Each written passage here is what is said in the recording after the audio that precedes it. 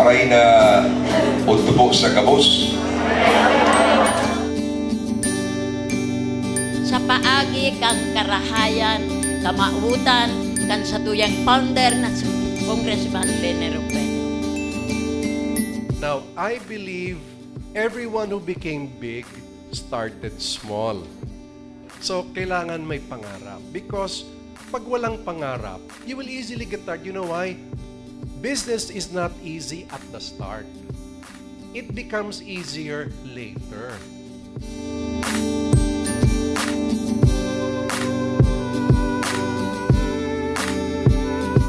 Malungkot naman kung kaunti lang ang sinasabing ang nagtagumpay at may kaya.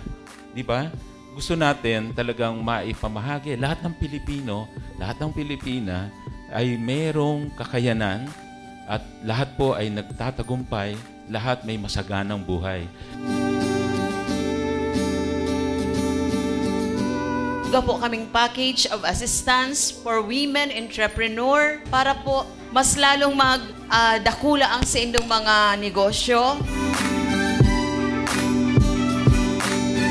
Kailangan po, futuristic ang ating tingin. Huwag po sasabihin, hindi, maliit lang ako, hanggang dito lang ako. Hindi po ganun dapat ang mentality natin.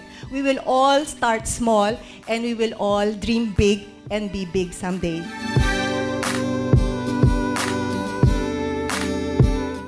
Mula po sa isang simpleng may bahay, nagtitinda ng fishbowl at malamig, ako po ngayon ay meron na rin sariling paaralan.